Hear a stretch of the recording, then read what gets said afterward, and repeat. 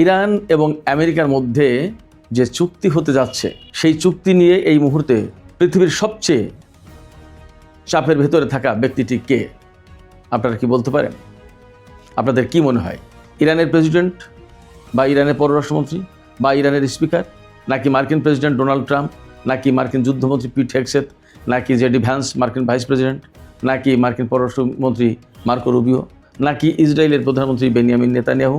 কে পৃথিবীর সবচেয়ে বেশি চাপে থাকা ব্যক্তি কে? আজকের আলোচনাতে একদম পুরোপুরি এই বিষয়টা নিয়েই মোটামুটি আলাপ করব। চুক্তির বিভিন্ন দিক নিয়ে, কেন চাপে, যে ব্যক্তি চাপে সে ব্যক্তি কেন চাপে, এবং আসলে তার সামনে করণীয় কী, চুক্তি হলে কি হবে, না হলে কি হবে, এভরিথিং প্রত্যেকটা অ্যাঙ্গেল থেকে আমি আলোচনা করার চেষ্টা করব। আশা করি আপনারা শেষ পর্যন্ত সঙ্গে থাকবেন, আর ভিডিও ভালো লাগলে লাইক কমেন্ট শেয়ার করবেন এবং চ্যানেলটি সাবস্ক্রাইব করে সাথেই থাকবেন। দর্শক, আমি যে প্রশ্ন তুলেছি সেই প্রশ্ন আমার ভেতরেও আছে এবং আমি নানাভাবে বোঝার চেষ্টা করেছি যে আসলে এই চুক্তি যে হয়ে যাচ্ছে, একেবারে অনেক সময় ঘোষণা চলে আসছে চুক্তি হয়ে গেছে, কে কী পাচ্ছে সব পরিষ্কার, কিন্তু তারপরেও চুক্তি হচ্ছে না। কারণ কি? শুধু তাই না, আপনারা খেয়াল করুন, গতকালকে যখন খবর বেরিয়ে পড়ল যে দুই পক্ষ সমঝোতায় পৌঁছেছে এবং চুক্তি হয়ে গেছে, জাস্ট এখন সময়ের ব্যাপার, প্রেসিডেন্ট ডোনাল্ড ট্রাম্প সই করে দিলেই চুক্তি ফাইনাল। এবং এই চুক্তিতে সই করবেন বলে প্রেসিডেন্ট ডোনাল্ড ট্রাম্প তার হোয়াইট হাউসের সিচুয়েশন রুমে 2 ঘন্টা মিটিং করেছেন। 2 ঘন্টা, তারপরেও তিনি চুক্তিতে সই করতে পারেননি। কোনো সই ছাড়াই এই মিটিং শেষ হয়েছে। তার মানে ডোনাল্ড ট্রাম্প একটা জায়গায় সিদ্ধান্তে আসতে পারেনি। সেই সিদ্ধান্তটা হচ্ছে যে সমঝোতা কিন্তু হয়েছে ইরান এবং আমেরিকার কর্মকর্তাদের ভেতরে বা মধ্যস্থতাকারীদের সহায়তায় সমঝোতা কিন্তু একটা হয়েছে। সেই সমঝোতা হওয়ার পরেও ডোনাল্ড ট্রাম্প তাতে সই করতে পারছে না। ডোনাল্ড ট্রাম্প যাদেরকে নিয়োগ করেছেন আলোচনার জন্য, তারা সমঝোতায় পৌঁছার পরেও ডোনাল্ড ট্রাম্প তাতে সই করছে না। বাধা কোথায়? বাধা যেখানে, সেই আলোচনাটা আমি করছি। আমি প্রথম প্রশ্নের জবাব এখানেই আমি দিয়ে দিতে চাই। সেটা হচ্ছে এই মুহূর্তে পৃথিবীতে সবচেয়ে চাপে থাকা ব্যক্তিটির নাম সম্ভবত ডোনাল্ড ট্রাম্প। অর্থাৎ আমি বোঝাতে চাইছি, ইরান, ইসরায়েল, আমেরিকার যে ত্রিমুখী সংঘাত, যুদ্ধ, এই যুদ্ধকে কেন্দ্র করে সারা বিশ্বে তো প্রচণ্ড রকমের উত্তাপ ছড়িয়ে পড়েছে, টেনশন, অর্থনৈতিক সংকট, ভূরাজনৈতিক সংকট, কূটনৈতিক সংকট, আস্থার সংকট, যুদ্ধ, হতাহতের ঘটনা, কত কিছু। এত কিছু হতে হতে হতে আজকে যে জায়গায় এসে পৌঁছেছে, সেই জায়গা থেকে কিন্তু একটা চুক্তির প্রত্যাশা করা হচ্ছে। এবং এই চুক্তিটা সবচেয়ে বেশি চাইছেন তিনি হচ্ছেন president Donald Trump. President Donald Trump অনেকগুলো সংকটের ভেতরে। একটা সংকট হচ্ছে যে তিনি নির্বাচনের আগে বারবার বলেছেন তিনি প্রেসিডেন্ট নির্বাচিত হতে পারলে পৃথিবীর যত যুদ্ধবিগ্রহ সব শেষ করে দেবেন, খুব দ্রুত সব সমাধান করে দেবেন।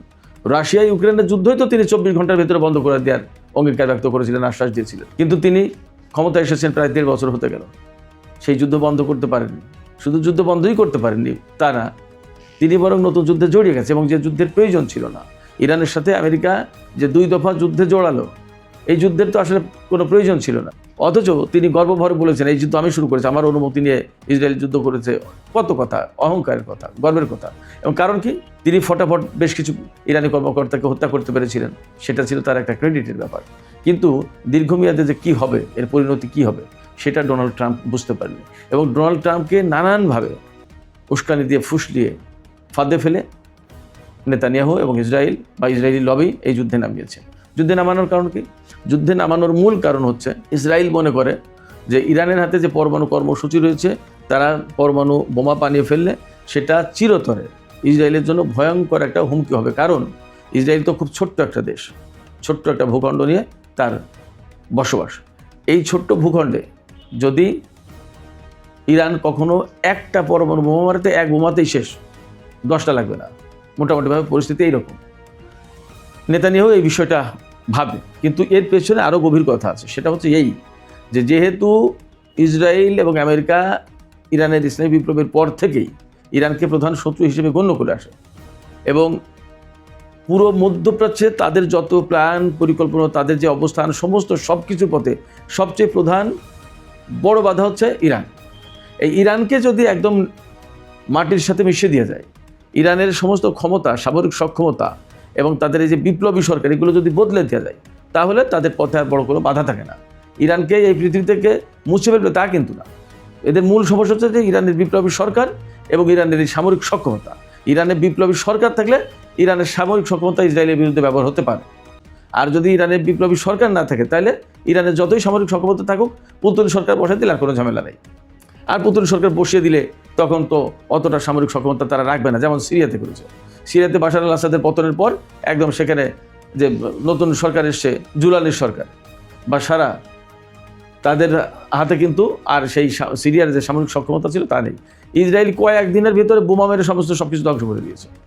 ইরানে যদি বিপ্লবী সরকার পরিবর্তন করে দেয় তাই করবে। তো সেক্ষেত্রে সরকার পরিবর্তন করতে পারলেই আসল কথা।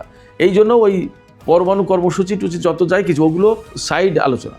মূল আলোচনা বিপ্লবী সরকার। বিপ্লবী সরকার থাকলেই মধ্যপ্রাচ্যে বিভিন্ন রকমের প্রক্সি সংগঠন গড়ে তুলবে বা তাদেরকে সাপোর্ট দেবে, যা ইসরায়েলের জন্য খুবই বিপদের কারণ। আবার ইরানের যে সামরিক সক্ষমতা, সামরিক বাহিনী, তারাও ইসরায়েলের জন্য সরাসরি হুমকি। বিকজ ইরানে বিপ্লবী সরকার আছে, তারা ইসরায়েলকে কোনো মতেই মানতে চায় না। এবং ইরান তো ইসরায়েলকে কোনো বৈধ রাষ্ট্র মনে করেই না, বরং সাথে সাথে আরও মনে করে যে এই আল-কুদস মুক্ত করা তাদের দায়িত্ব, বাইতুল মুকদ্দাস ফিলিস্তিন মুক্ত করা তাদের দায়িত্ব। পৃথিবীর বহু দেশ ইসরায়েলকে স্বীকৃতি দিলেও বা এইরকমভাবে মনে করে যে ঠিক আছে, দুই রাষ্ট্রভিত্তিক একটা সমাধান হতে পারে, ইসরায়েলের জায়গায় থাক, ফিলিস্তিনের জায়গায় থাকুক। কিন্তু ইরান মনে করে ইসরায়েল হচ্ছে একেবারে দখলদার একটা রাষ্ট্র, অর্থাৎ ফিলিস্তিনি ভূখণ্ড দখল করে সেখানে রাষ্ট্র গঠন করেছে, এটা হতেই পারে না, মুসলমানদের প্রথম কিবলা মুক্ত করতেই হবে, ইরান এইটা মনে করে। যার কারণে ইরান এবং ইসরায়েলের যে দ্বন্দ্ব, এটা কিন্তু পৃথিবীর আর কোনো দেশের সাথে এই দ্বন্দ্ব নেই। ধরুন সিরিয়া, মিশর বা অন্য যত আরব দেশের সাথে ইসরায়েলের যুদ্ধ হয়েছে, তাদের সাথে এই আরব জাতীয়তাবাদ, আরবদের ভূখণ্ড দখল করেছে, এটা আমাদের ভাই ফিলিস্তিনিরা, এই সমস্ত চেতনা থেকে, আরব চেতনা থেকে আরব জাতীয়তাবাদ, এটা সেটা। কিন্তু ইরানের ফিলিংসটা ভিন্ন জায়গা থেকে, যে মুসলমানদের প্রথম কিবলা দখলকারী দেশ এবং ফিলিস্তিনিদের ভূখণ্ড দখলকারী দেশ। ইরান কিন্তু আরব কোনো দেশ না, ইরান তো পারস্য, সেই পুরনো ইতিহাসের পারস্য, আরব না। আরব আর পারস্য আলাদা আলাদা সভ্যতা। কিন্তু ইরান এইভাবে ভাবে যে এটা মুসলমানদের প্রথম কিবলা, যেখানে সেটা দখল করে রেখেছে ইসরায়েল। এবং শুধু তাই নয়, ইসরায়েলকে এবং আমেরিকাকে দুটোকেই মনে করে ইরান যে মধ্যপ্রাচ্যে যত রকমের গোলযোগ, হাঙ্গামা, দ্বন্দ্ব, সংঘাত, সহিংসতা, সমস্ত সব কিছুর পিছনে এদের হাত। ফলে এদেরকে মোকাবেলার জন্য ইরান দীর্ঘদিন ধরে প্রস্তুত হয়েছে এবং এখন তো যুদ্ধ করছে, যুদ্ধ চাপিয়ে দিয়েছে, যুদ্ধ করছে। আর ইসরায়েল ভাবে যে এই মধ্যপ্রাচ্যে বা পৃথিবীতে তার অস্তিত্বের জন্য সবচেয়ে বড় হুমকি যে, সেটা হচ্ছে ইরান। যার কারণে ডোনাল্ড ট্রাম্প ইরানের সাথে চুক্তি করতে চাইলেও ইসরায়েল এবং ইসরায়েলের যে লবি আছে আমেরিকায়, তারা কিন্তু বাধা দিচ্ছে।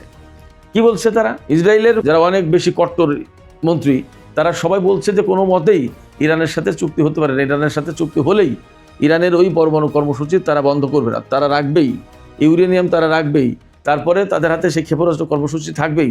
সেক্ষেত্রে একমাত্র পথ হচ্ছে ইরানের বিরুদ্ধে যুদ্ধ করে একদম এই দেশটাকে মাটির সাথে মিশিয়ে দেওয়ার ব্যবস্থা করা, অর্থাৎ ইরানের সরকার পরিবর্তন করতেই হবে। এটাই হচ্ছে আসল কথা। এই যে পরমাণু কর্মসূচি টুচি, এই সমস্ত কিন্তু পরের কথা, পরের আলোচনা। আমি বলেছি যে যেহেতু ইরানের ইসলামী বিপ্লবী সরকার প্রথম এবং প্রধান সমস্যা ইসরায়েলের সামনে, সেই কারণে এই বিপ্লবী সরকারকেই সরাতে হবে। এবং তারা কিন্তু প্রথমে ইরানের সরকার পরিবর্তন করার কথাই বলেছিল, যে 2 থেকে 3-4 দিনের ভেতরে ইরানের রেজিম চেঞ্জ করবে। রেজিম চেঞ্জের কথা আপনাদের মনে আছে নিশ্চয়ই, এটা আলোচনা ছিল। কিন্তু এখন যে পরিস্থিতি, ইরানের যুদ্ধ করতে এসে মার্কিন সেনারা ভীষণভাবে বিপদে পড়ে গেছে। এবং ইসরায়েলের পরামর্শ মতো এই যুদ্ধে এসে ডোনাল্ড ট্রাম্প দেশের ভিতরে ভয়ঙ্কর বিপদে পড়েছে, পলিটিক্যাল ক্রাইসিস তৈরি হয়েছে তার দলের ভেতরে, দেশের জনগণ পছন্দ করছে না।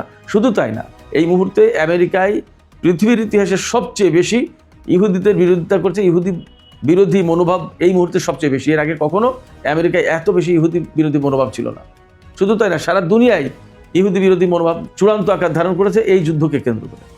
গাজা যুদ্ধ, লেবানন যুদ্ধ, এগুলো তো ছিলই, আর ইরানের সাথে এই যুদ্ধের ঘটনাই আরও বেশি বেড়েছে সেটা। সেক্ষেত্রে না ইরানের সরকার পরিবর্তন করতে পারছে, না ইরানের সামরিক সক্ষমতা ধ্বংস করতে পারছে, বরং এই যুদ্ধ করতে এসে নতুন বিপদ তৈরি হয়েছে। কি? এই যে হরমুজ প্রণালী এতদিন উন্মুক্ত ছিল, এখন এই যুদ্ধ করতে হরমুজ প্রণালীর গলা টিপে ধরেছে। পৃথিবীর সমস্ত তেলের 5 ভাগের 1 ভাগ তেল গ্যাস এই দিক দিয়ে রপ্তানি হয়, সেগুলো সব বন্ধ। এখন সারা বিশ্ব তেলের ক্রাইসিসে, অর্থনৈতিক ক্রাইসিস শুরু হয়েছে। আবার ওপাশে এই সংকট আমেরিকার মাটিতেও পৌঁছে গেছে, সেখানেও তো বিপদ। এখন চুক্তি না করে যদি যুদ্ধ করে ইরানের সাথে, তাহলে তারা জিততে পারবে না, এটা মোটামুটি পরিষ্কার। অনেক যুদ্ধ করেছে, যে ক্ষয়ক্ষতির মুখে পড়েছে এবং যে পরিমাণে সেনা মারা গেছে, হতাহত হয়েছে, এটা আমেরিকা কল্পনাও করতে পারে। সেক্ষেত্রে আমেরিকার জনগণ ক্ষেপে যাচ্ছে, আমেরিকার রাজনীতিবিদরা ক্ষেপে যাচ্ছে, আবার সামরিক কর্মকর্তারা এই যুদ্ধ করতে চাইছেন অন্যায় যুদ্ধ বলে। তুলসী গ্যাবার্ডের মতো লোক বা জো কেন্টের মতো লোক, যারা একেবারেই হোয়াইট হাউসের কোর কমিটির লোক, তারা সব পদত্যাগ করছে, তারা চলে যাচ্ছে, এই সরকারের সাথে একমত না। তাহলে ডোনাল্ড ট্রাম্প ভয়ঙ্করভাবে একা একা হয়ে যাচ্ছে। অবশ্য জেডি ভ্যান্স এই যুদ্ধের পক্ষে না, মার্কো রুবিওর পিট হেগসেট যুদ্ধের পক্ষে, কিন্তু যুদ্ধ চালিয়ে নিয়ে যাওয়ার মতো অবস্থা কিন্তু তাদের নেই, এটা একদম পরিষ্কার। ইরানের যে সমস্ত সামরিক সক্ষমতা ধ্বংস করার দাবি করেছিল, তা তো সেভাবে পারেনি, তাও তো পরিষ্কার। এই যে গত পরশুদিন বৃহস্পতিবারে ইরানের উপর হামলা চালিয়েছিল আমেরিকা বন্দর আব্বাস এলাকায়, সাথে সাথে পাল্টা জবাব দিয়ে কী করেছে? কুয়েতে হামলা চালিয়েছে। কুয়েতে হামলা চালানোর সময় কুয়েতের যে বিমান ঘাঁটি, আলী আল সালেম বিমান ঘাঁটিতে হামলা চালিয়েছে, সেই ঘাঁটিতে 2টো ড্রোন ধ্বংস হয়েছে, যার দাম $6 কোটি, 2টো ড্রোনের। আর 5 জন মার্কিন সেনা আহত হয়েছে, একদম এমনি জানি। আর ঘাঁটির তো ক্ষয়ক্ষতি ব্যাপক হয়েছেই। সেক্ষেত্রে যুদ্ধ করলেই একদম মহামারী আকারে যুদ্ধ শুরু করে দেবে ইরান, তাতে কোনো সন্দেহ নেই। আবার যুদ্ধ না করে চুক্তি করলে ইসরায়েল মানছে না, আবার চুক্তি করলে ইরানের শর্ত মোতাবেক করতে হবে। তাহলে ডোনাল্ড ট্রাম্পের এই মুহূর্তে অবস্থা এমন, না পারছে চুক্তি করতে, না পারছে যুদ্ধ করতে, না ইসরায়েলকে ম্যানেজ করতে পারছে, না ইরানকে ম্যানেজ করতে পারছে, না দেশের মানুষকে ম্যানেজ করতে পারছে। এরই মধ্যে কিন্তু মার্কিন কংগ্রেসের সিনেটে প্রস্তাব পাশ হয়ে রয়েছে, মার্কিন কংগ্রেসের বিনা অনুমতিতে ইরানের সাথে যুদ্ধ করা যাবে না। তাহলে মহা বিপদে এই মুহূর্তে একবার ডোনাল্ড ট্রাম্প ধরছেন কলম যে সই করে ফেলি চুক্তিতে, আবার সাথে সাথে চিন্তা করছে যে সই করলেই তো নেতানিয়াহু চেপে ধরবে, আর এক বিপদ, কী করি? আবার সই করলেই বিপদ, ইরানের শর্ত মোতাবেক চুক্তি করতে হবে। সই না করলে, চুপ থাকলে যুদ্ধের ময়দান থেকে পালিয়ে আসার মতো হয়ে গেল, আমেরিকার জন্য মান সম্মান সমস্ত সব কিছু শেষ হয়ে যান। আবার যুদ্ধ করতে গেলে বিপদ, মার্কিন বাহিনীর অস্তিত্ব রাখবে না মধ্যপ্রাচ্যে, এরকম একটা অবস্থা। এবং এখানে আরও যে সমস্ত ঘটনা আছে, তার ভিতরে একটা গুরুত্বপূর্ণ ব্যাপার হচ্ছে এই যে মধ্যপ্রাচ্য অঞ্চল থেকে আমেরিকার সেনাদের সরিয়ে নিতে হবে। এটা খুবই গুরুত্বপূর্ণ একটা ব্যাপার। আপনারা ভাবতে পারেন যে আমেরিকার সেনা মোতায়েন করেছে, আর সেইখান থেকে আমেরিকাকে সেনা সরিয়ে নিতে হবে, কত বড় মান সম্মানের ব্যাপার। এবং আমেরিকার সামরিক বাহিনীর অস্তিত্ব থাকে, তাদের কোনো পাওয়ার থাকে, তাদের কোনো ক্ষমতা থাকলেও সারা বিশ্বে তাদের কোনো প্রভাব থাকবে। এই যুদ্ধবিরতি যদি মানে এবং যেভাবে চুক্তি হওয়ার কথা আমরা শুনতে পাচ্ছি, সেইভাবে চুক্তি হলে আমেরিকার অস্ত্র, আমেরিকার সামরিক বাহিনীর ধার কিচ্ছুই থাকবে না, সারা বিশ্বে প্রভাবই থাকবে না, মহাবিপদ। আবার এপাশে চীন, রাশিয়া কিন্তু ইরানকে সমর্থন দিচ্ছেই। আমেরিকার যে পরিমাণে অর্থনৈতিক ক্রাইসিস, যে ঋণ, $39 ট্রিলিয়ন ঋণ, এই ঋণ শোধ করবে কোথা থেকে? ভয়াবহ বিপদ। এই অস্ত্র বেচা বিক্রি করে এইভাবে চলে। যখন এই যুদ্ধ ইরানের শর্ত মোতাবেক বন্ধ করতে হবে, তখন তো সারা দুনিয়ার মানুষ জানবে যে ইরানের কাছে যুদ্ধে হেরে ইরানের কথা মতো চুক্তি করতে বাধ্য হয়েছে। তাহলে আমেরিকার অস্ত্র কেন কিনবে? আমেরিকা ইরানের অস্ত্রের কাছে হেরে গেছে বলেই তো আমেরিকা চুক্তি করতে বাধ্য হয়েছে। তাহলে আমেরিকার অস্ত্র কেন কিনবে? এটা কিন্তু বিরাট একটা প্রশ্ন। তার মানে এই চুক্তি করলে আমেরিকার অস্ত্রের বাজার ধ্বংস হয়ে যাবে, ধস নামবে, এটা আর একটা বিপদ। মানে ডোনাল্ড ট্রাম্প এই মুহূর্তে মহা বিপদে পড়েছে, যার কারণে কোনো উপায় নেই, উপায়হীন হয়ে গেছে। একই সাথে আর একটা বিষয় বলি, হরমুজ প্রণালী, যে হরমুজ নিয়ে এত টেনশন, এত চাপাচাপি, হরমুজ কন্ট্রোল করে গেট বন্ধ করে দিয়ে ইরান বসে থাকলো। ধরুন ইরানের খুব একটা সমস্যা নেই, কারণে ইরানের প্রধান তেল ক্রেতা চীন। আপনারা সবাই জানেন যে পাকিস্তানের ভেতর দিয়ে কিন্তু রুট চালু হয়ে গেছে, এবং ইরানের আরও যে সমস্ত পণ্য বিভিন্ন দেশে রপ্তানি করতে চাই, স্টিল, সার, খনিজ পদার্থ, বিভিন্ন অন্যান্য খাদ্য সামগ্রী, কৃষিজ পণ্য, এগুলো রপ্তানি করতে চাই, পাকিস্তানের ভেতর আনছে, সেখান থেকে চীন বা বিভিন্ন দেশে চলে যাচ্ছে। আবার কোনো কোনো পণ্য গোয়াদার বন্দরে জাহাজে করে চলে যাচ্ছে, ইরানের ঝামেলা নেই। অর্থাৎ হরমুজ প্রণালী যদি বন্ধ থাকে, তাহলে ইরান কিন্তু বিকল্প ব্যবস্থা করে ফেলেছে চীন এবং পাকিস্তানের সহযোগিতায়। এবং এক্ষেত্রে ইরান হয়ে যাবে চীন, পাকিস্তান বিভিন্ন দেশের জন্য একটা হাব। ইরান থেকে বিভিন্ন দেশে, মধ্য এশিয়ার বিভিন্ন দেশে বা আরও জায়গায় পণ্য যাবে। অর্থাৎ চীন যে রোড অ্যান্ড বেল্ট ইনিশিয়েটিভ, যেটা BRI, যেটা সেটা এখানেই বাস্তবায়ন হয়ে যাচ্ছে। তার মানে দাঁড়াচ্ছে হরমুজ প্রণালী ইরানের জন্য মোটামুটি একটা বিকল্প হয়ে যাচ্ছে, খুব ঝামেলা নেই। অন্যদিকে সেই জায়গায় বিপদে পড়ছে সংযুক্ত আরব আমিরাত। ইরানের ম্যাক্সিমাম পণ্য সংযুক্ত আরব আমিরাতের বন্দরে আসতো জাহাজে করে, তারপরে বিশ্বের বিভিন্ন দেশে যেত, সরাসরি ইরান থেকে যেতে পারতো না। এখন সেই বাণিজ্যটা কিন্তু সংযুক্ত আরব আমিরাত হারালো, সেই বাণিজ্যের কেন্দ্র হয়ে গেল পাকিস্তান। এখানে পাকিস্তান হিউজ পরিমাণের টাকা ইনকাম করবে এবং পাকিস্তান যে এতদিন সংকটে ছিল সেই সংকট এখন অনেকটা কেটে উঠবে, আর্থিক সংকট কেটে যাবে। তার মানে এই যুদ্ধকে কেন্দ্র করে পাকিস্তানও লাভবান হচ্ছে। সেক্ষেত্রে ইরানকে যেখানে আটকাতে চেয়েছিল কোনো মতেই সেখানে আটকাতে পারবে না, এটা হয়েছে বাস্তবতা। যার কারণে ডোনাল্ড ট্রাম্প একবার সই করতে যাচ্ছেন চুক্তিতে, আবার চিন্তা করছেন এই চুক্তি করলে তো সব শেষ, আবার চিন্তা করছেন এই চুক্তি করলে তো ইসরায়েল ধরবে, আবার চিন্তা করছেন এই চুক্তি না করলে তো যুদ্ধ করতে কী করি, কোনো কুল কিনারে নেই, ভয়ঙ্কর টেনশন। সুপ্রিয় দর্শক, এখনকার আলোচনা এখানে শেষ করতে চাইছি। যাবার